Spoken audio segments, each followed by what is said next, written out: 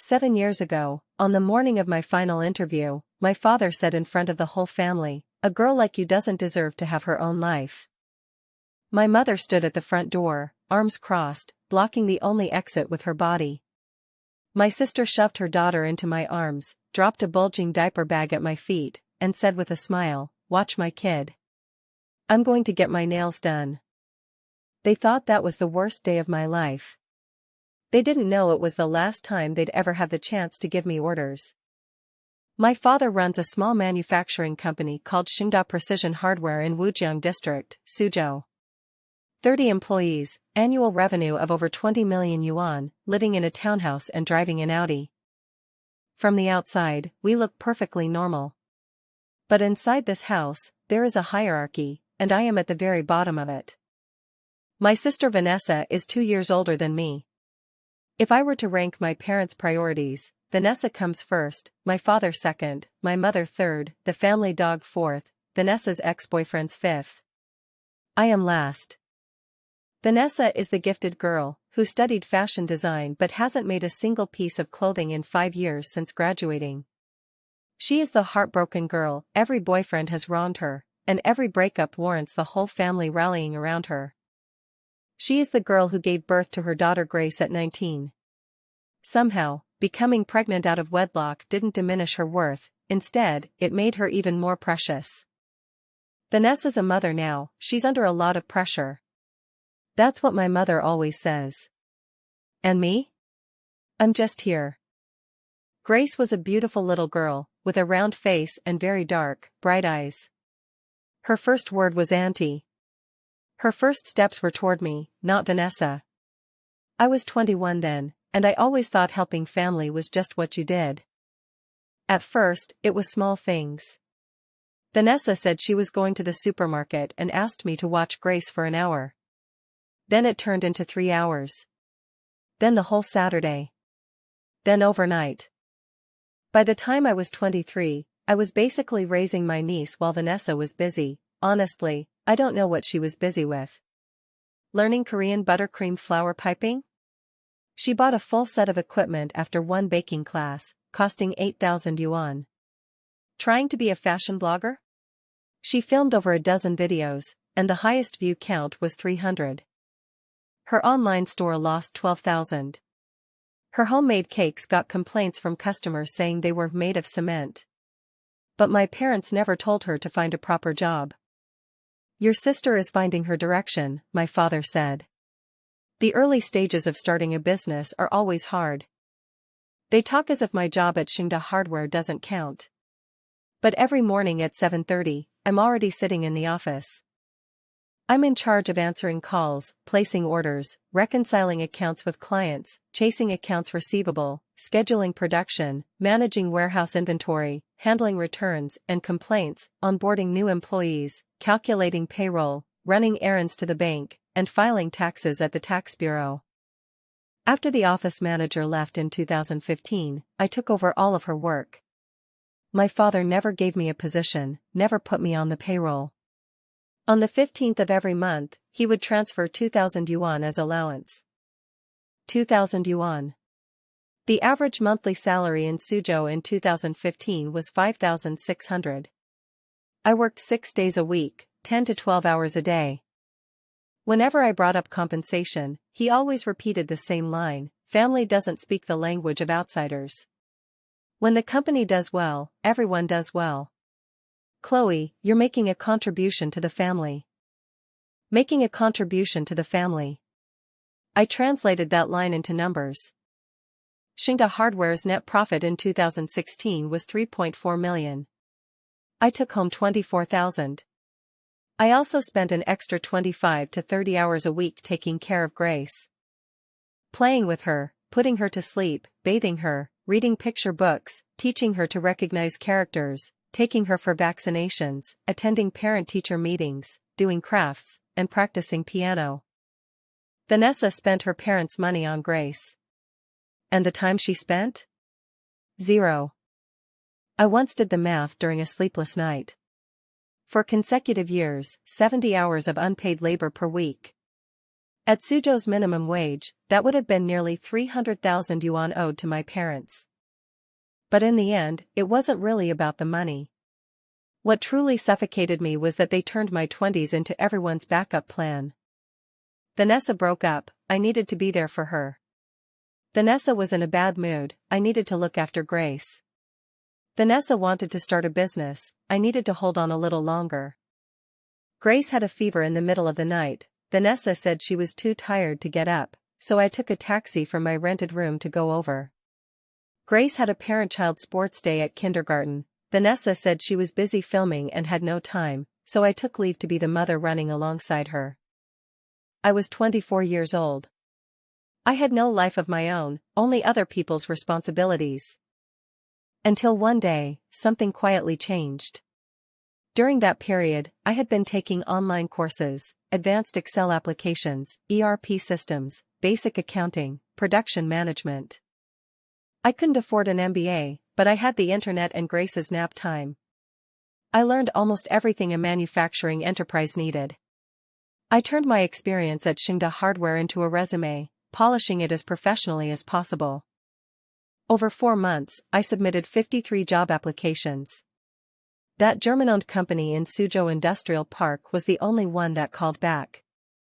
Procurement specialist. Annual salary of 96,000 renminbi.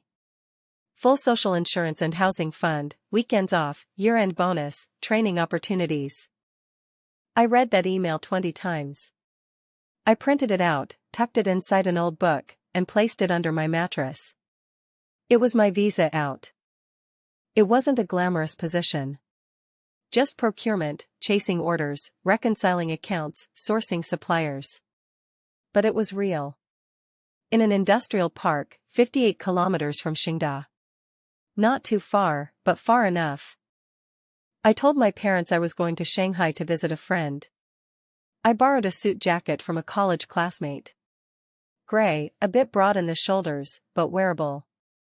I practiced my self-introduction 20 times in front of the dressing mirror in my rented room. I studied that company's product catalog until I could recite every part specification by heart. The interview was scheduled for Monday, March 20, 2017, at 2 in the afternoon. I had to leave by 11 to catch the 11:40 high-speed train. That morning at 10:30, I walked downstairs carrying my handbag and a folder. Black trousers, a white shirt, and a borrowed blazer. My hair was tied in a low ponytail. In my wallet were 140 yuan and the train ticket. My mother stood at the bottom of the stairs. She glanced at me and said, "Where are you going?" "Shanghai," I said. "To see a friend." "Vanessa has a shoot this afternoon," she said. "You look after Grace." Grace came running from the living room and tugged at my pant leg. My chest felt like something was blocking it. "I can't today," I said. "What do you mean you can't?" My father's voice came from the kitchen. He walked out holding a teacup and looked at me. There was no anger on his face, just a condescending amusement. "Vanessa is seriously doing things," he said. "You're just idle at home with nothing to do." Idle at home. I work at Xingda 6 days a week, 10 hours a day. They think that's just how it should be. Vanessa goes once a week to film her outfit videos, spending 3 hours on it. That's seriously doing things. I glanced at the clock. 10:35, 65 minutes to go. Vanessa came in through the side door. She was carrying a large canvas bag, with a camera hanging around her neck. Grace followed behind her, a small pink backpack on her back. "Mom, I'm leaving," Vanessa said, pushing Grace toward me. "Auntie will take you to play, okay?" Vanessa crouched down and said to Grace, her tone as if entrusting a pet to another owner. She stood up, looked at me, and said, "Grace needs to eat noodles for lunch. She has to nap at 2. Don't let her sleep past 4:30, or she won't sleep tonight. I'll be back around 5. "No," I said. My voice was very quiet. "I have something very important to do today." Vanessa paused, then laughed. A real laugh. What could be more important than family?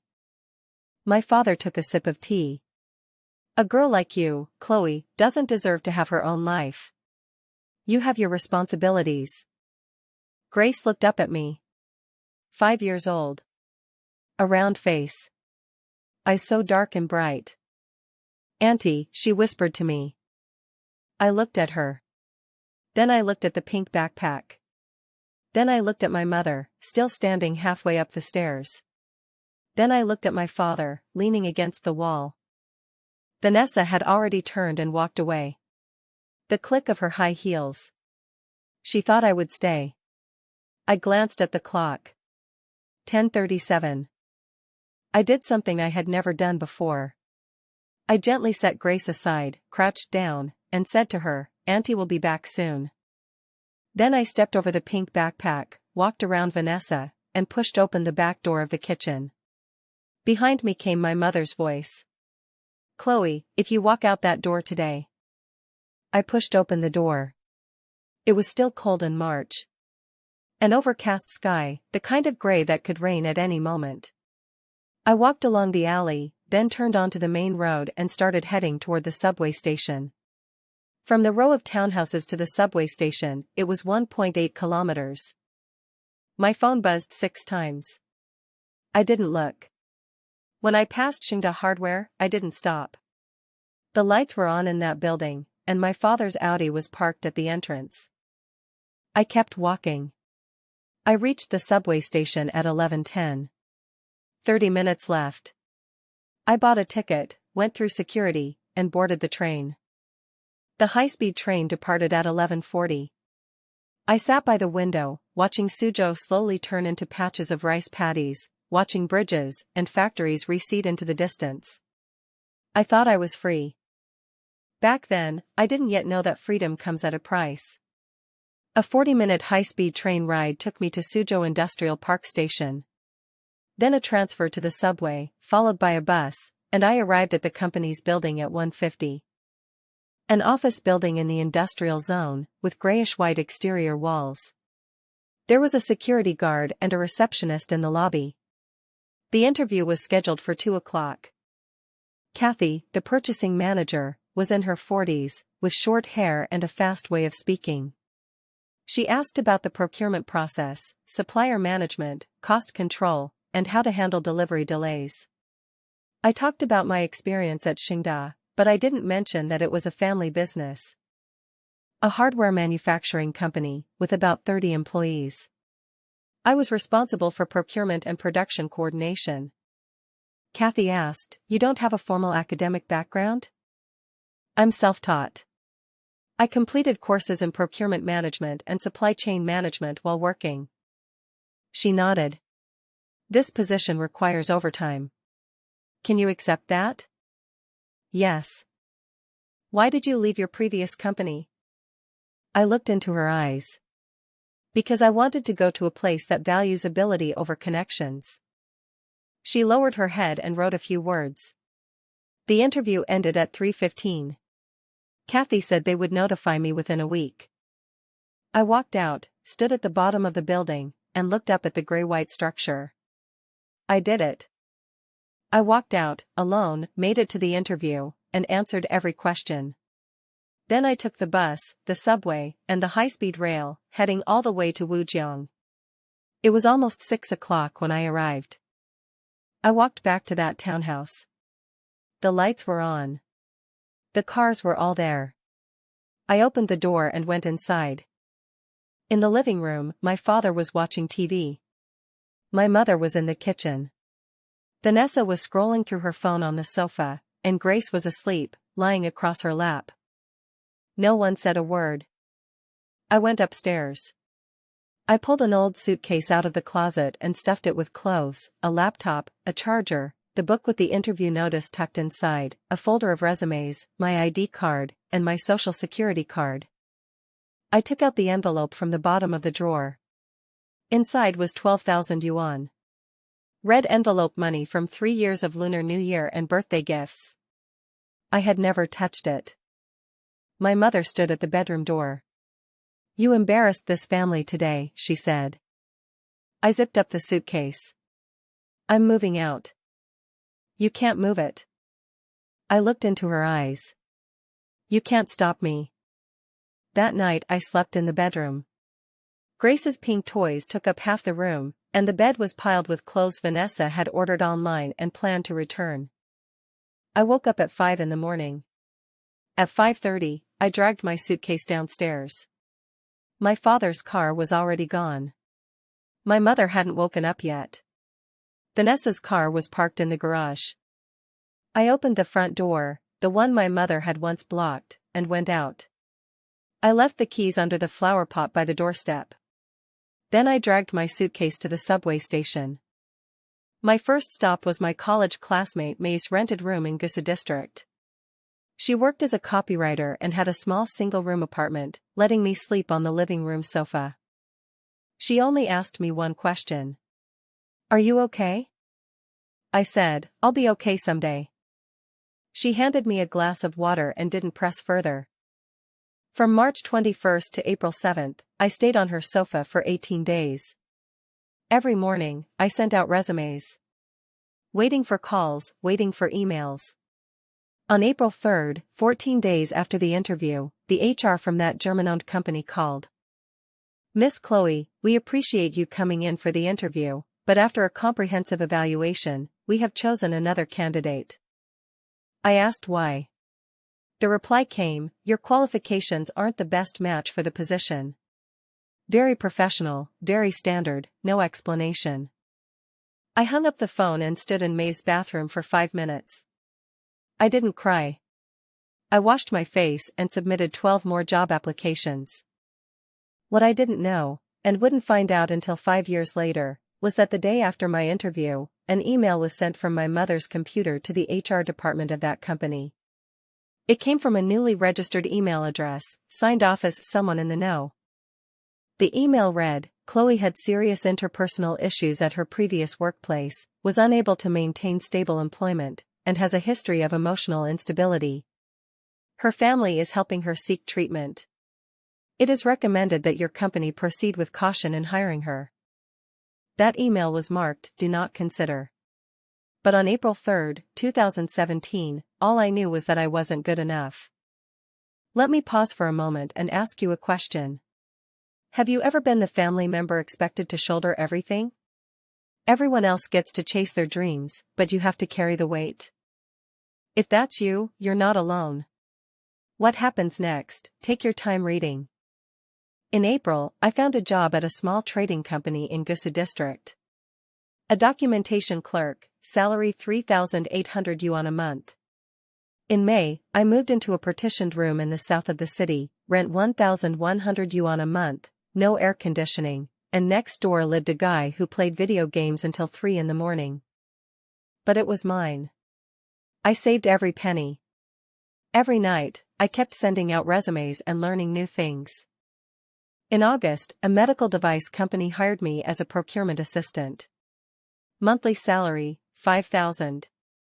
By the end of November, I became a procurement specialist. In March 2018, I was promoted to procurement supervisor.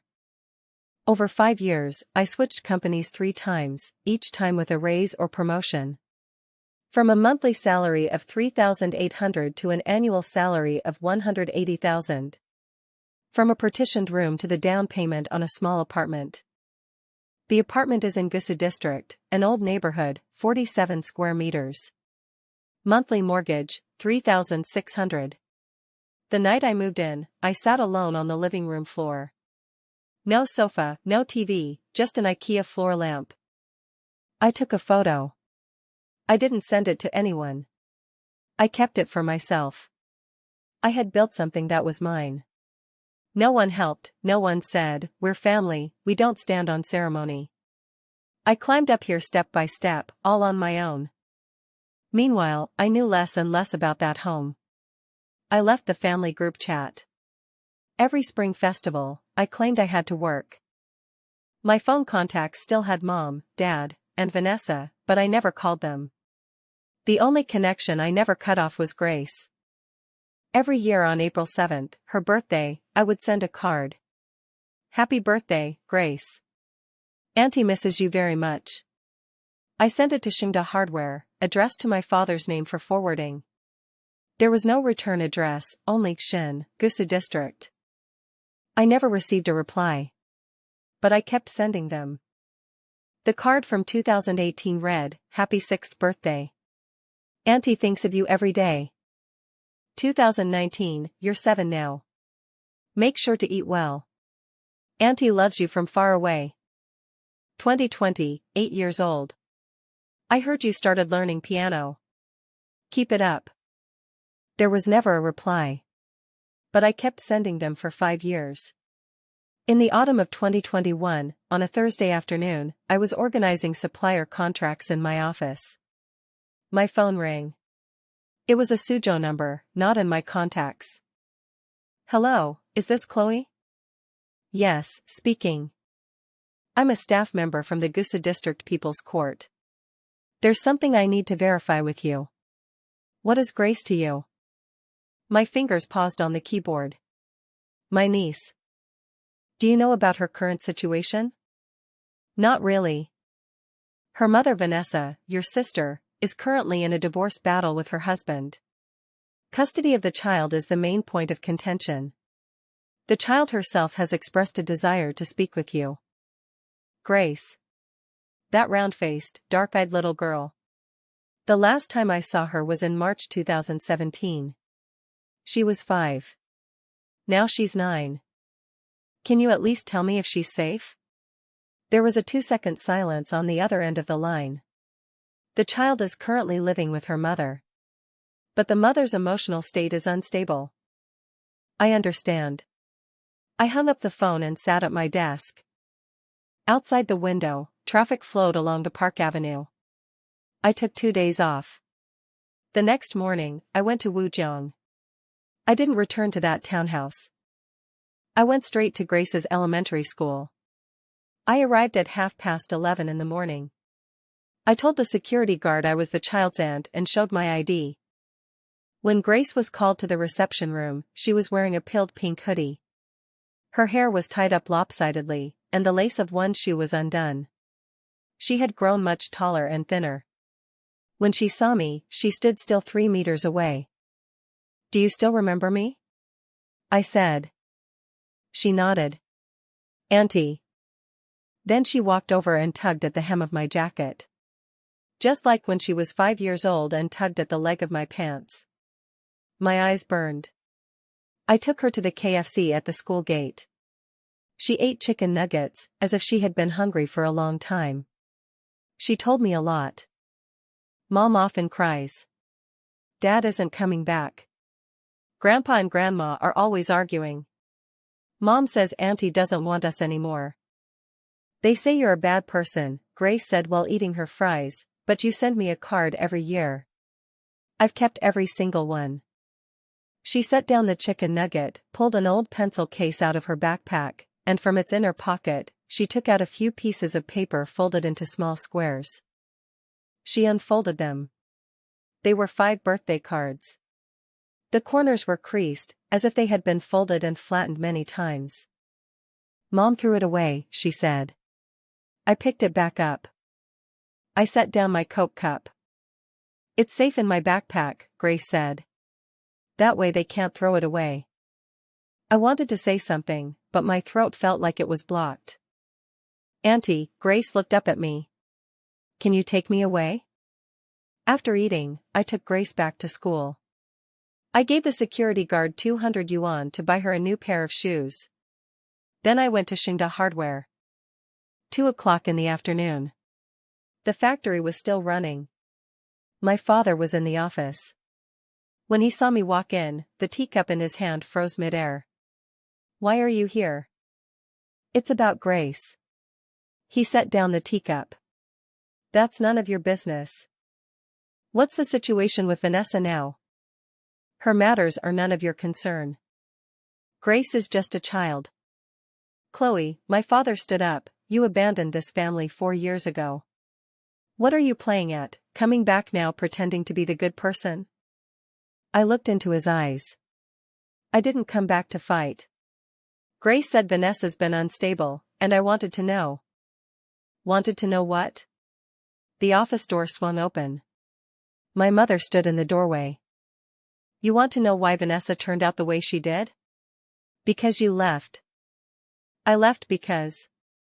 You're selfish, my mother said. You've always been this way. You run away whenever Vanessa needs you. Who raised Grace? You think it was you? That was your duty. You owe this family. I didn't say a word. I turned and walked away. As I reached the door, my father called out from behind, "Stop sending those cards. No one wants to see them." I paused. I didn't look back.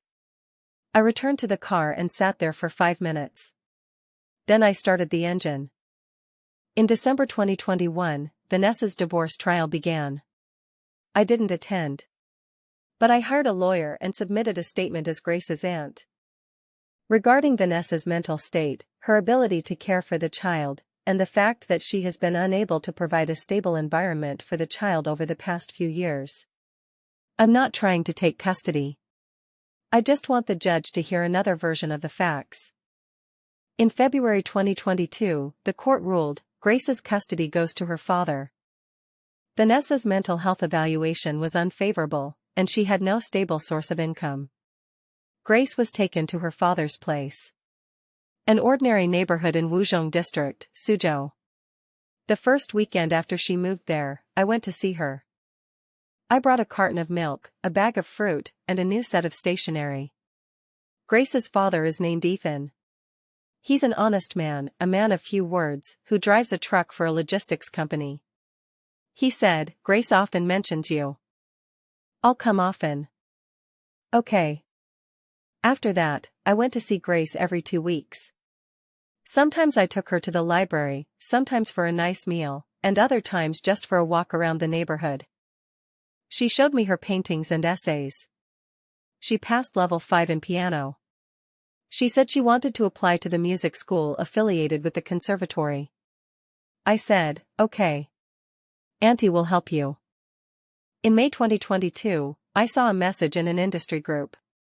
A large manufacturing company in Suzhou Industrial Park was hiring a procurement manager.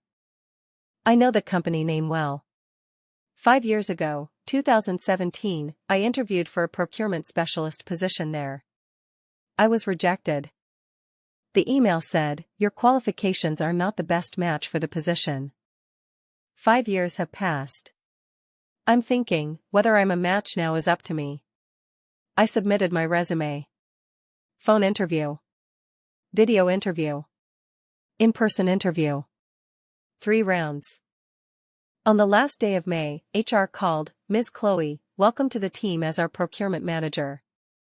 Annual salary of $280,000, plus performance bonus. When can you start?" I said, June 15th. June 15th, 2022.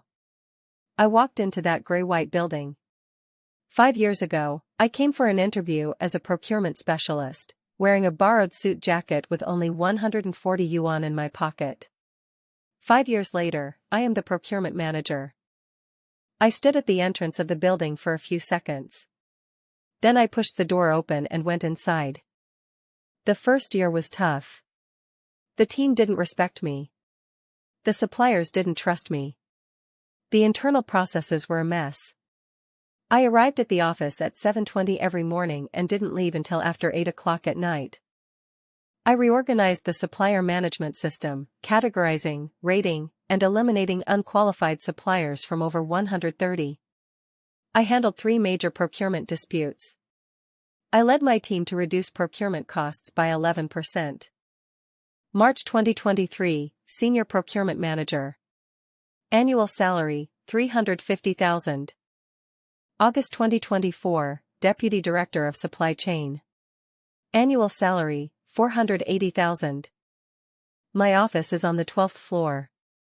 Beyond the floor-to-ceiling windows lie the high rises of the industrial park and the undulating factory buildings in the distance. On the door is my name, Chloe, Deputy Director of Supply Chain. I took a photo of that door. Didn't send it to anyone. Saved it on my phone. Every now and then, I pull it out and take a look. Telling myself, this is what you earned. October 2025. A Tuesday morning.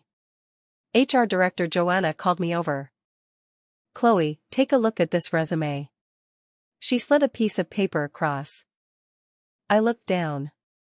Name, Vanessa. My sister. She applied for a specialist position in our administrative department. I checked and her resume seems a bit off, but since her surname is Shen, I wanted to ask if she's related to you. I looked at the resume. Under work experience, it read, 2014 to 2017 Xingda Precision Hardware, Operations Supervisor. Responsible for the company's daily operations management, coordinating production, procurement, and sales. Led the team to achieve annual targets, resulting in a 30% increase in company revenue. Optimized processes, improving efficiency by 25%. I read line by line. Every word felt like a needle piercing my eyes. These were things I had done. Every single one. From 2014 to 2017, I worked 60 to 70 hours a week at Xingda, earning a mere 2,000 yuan as pocket money. What about Vanessa?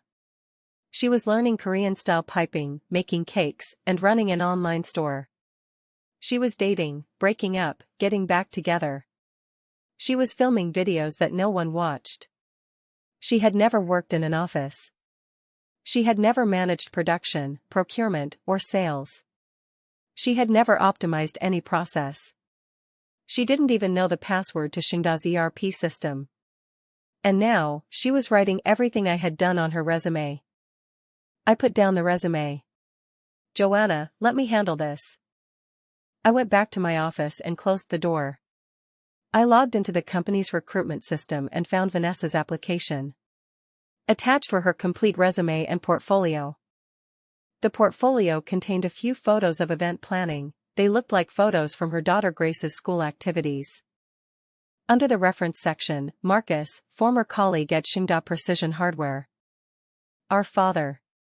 My fingers paused on the mouse for a few seconds. I picked up the landline and dialed Xingda Hardware's number. It rang 4 times. "Xingda Hardware, hello." It was my father's voice. I hadn't heard it in nearly 7 years. "Hello, I'm Chloe from the HR department of a German company in Suzhou Industrial Park. We need to verify Ms. Vanessa's work experience, and she has listed your company as a previous employer." Silence. "She previously worked as an operations supervisor at your company, correct?" "Yes." "The period was from 2014 to 2017? "Yes." "Can you describe her main responsibilities?" "She was in charge of the company's overall operations. Production, procurement, sales, personnel, she managed it all. And she did it well." "Was she full-time?" "Full-time." "What was the reason for her resignation?" "Personal development." "If you had the chance now, would you rehire her?" "Of course. Vanessa is one of our best employees." Every word was a lie. Every word was recorded. I hung up the phone. I sat there for a moment longer. Then I started writing an email. Not to Vanessa. To the HR director, to the general manager, to legal. Subject: background check results for candidate Vanessa. Content: severe application fraud detected. Work experience listed on resume significantly inconsistent with facts. Audio evidence of false statements from references has been obtained. Recommend disqualifying the candidate and flagging in the industry recruitment network. 15 minutes after the email was sent, Joanna appeared at my office door. "Chloe, is this your family?" I looked at her. "That's my sister." "Do you want to step aside?" "I'll handle it." "No need. Follow company policy." She looked at me for 2 seconds, then nodded. At 3 in the afternoon, Vanessa received an email. "Thank you for applying for the administrative specialist position at our company.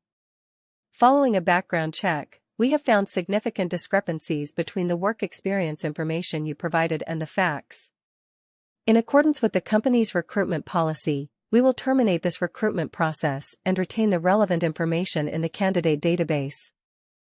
Vanessa didn't know that I had signed off on that email. Over the next 3 days, my phone received 17 missed calls. From different numbers. From Woojeong, from Gusu, from unknown numbers. I didn't answer. On the 4th day, my father came directly to the company's lobby. The security guard stopped him. The front desk called me, "Miss Chloe, there's an elderly gentleman here who says he's your father and wants to see you." I said, "I don't know this person. Please ask him to leave." That evening, an email landed in my inbox. Sender, Dad. Subject, Chloe, do you still have a conscience? Do you know how badly Vanessa needs this job? She's raising a child on her own, do you think that's easy? But you, now that you've become a leader, you've turned your back on everyone.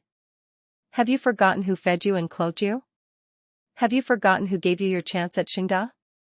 If you still have a shred of conscience, go to the company and tell them it was a mistake. Do it before tomorrow. I didn't reply. A week later, my mother sent me a voice message on WeChat. I didn't open it. I just read the transcribed text. Chloe, Mom knows you have your grievances. But Vanessa is your own sister, and she's struggling right now. Can't you just help her? As the younger sister, you should be more understanding of her. I stared at this message for 5 minutes. Consideration. That word, I'd been showing consideration from age 5 to 23. I'd had enough of it. I typed 4 words, handle it by the rules. Then I deleted the chat. December 2025.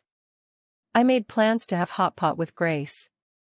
She was almost 13 now, had shot up in height, her features more defined, she looked like her mother when she was young. But the way she talked and acted wasn't like Vanessa. She had a mind of her own. "Auntie," she said while swishing a slice of tripe in the pot, "Mom's been throwing tantrums at home every day lately." What's wrong? She didn't pass the interview and said someone sabotaged her. My grandparents joined in the cursing too. Did she tell you who sabotaged her? Grace looked at me. She said it was you. I picked up a piece of potato. What do you think? I think, Grace fished out the tripe, the jobs Mom listed on her resume weren't actually done by her. I put down my chopsticks. You know? Grace shrugged. I'm not stupid. I remember those things from when I was little. It was always you who was with me, not Mom. At home, she just did her makeup, took photos, and posted online. Do you hate her, then? Grace thought for a moment. I don't hate her. But I know she's not the kind of person you're talking about. What kind of person? A reliable person. I laughed. Who taught you to say that? No one taught me. I thought of it myself. After the meal, I drove her back to the neighborhood. Just before she got out of the car, she suddenly asked, "Auntie, why did you leave back then?" The street lights were on outside, half of her face in the light, half in the shadow. I said, "Because Auntie needs to live her own life too." She nodded, as if she understood. So, have you been doing well? I'm doing fine now. That's good. She closed the car door, slung her backpack over her shoulders, and walked into the neighborhood. I watched her small figure disappear around the corner. January 2026. Joanna from HR called me in. "Chloe, do you remember interviewing with our company back in 2017? Yes. For the procurement specialist position. I didn't pass. Yes. Joanna pulled a craft paper envelope from her drawer. Last week, while sorting through old files, we found some documents on a former HR employee's computer. Take a look at this. Inside the envelope was a printed email. Date, March 21, 2017. From, gdao2017@163.com. To, hr@163.com. Subject, additional information regarding candidate Chloe. To the HR department, I am a former colleague of Chloe from her previous workplace. Out of professional ethics, I believe it is necessary to inform your company that this candidate had serious interpersonal issues at her former unit and was unable to perform her duties stably. Her family is assisting her with treatment. It is recommended that your company proceed with caution in hiring. I stared at the 6 words, a former colleague from her previous workplace. This colleague was my mother. She was 52 at the time and had never worked a single day in her life. I took a photo of the email. Back in my office, I spent an hour looking up the associated information for that email address. The registered phone number was one my father had used for over a decade. The IP address was a residential broadband connection in Wujiang. That was my home address. March 21, 2017. The day after the interview. My father helped register the email account. My mother wrote that email. Together, before I even knew the outcome, they made the decision for me. I saved the photos into a folder. The folder was named Evidence. March 2026. I arranged to have dinner with Joanna and General Manager Gregory. During the meal, I brought up what happened in 2017. Joanna's expression shifted. Are you saying that anonymous email back then was sent by your family? I showed her the photos on my phone.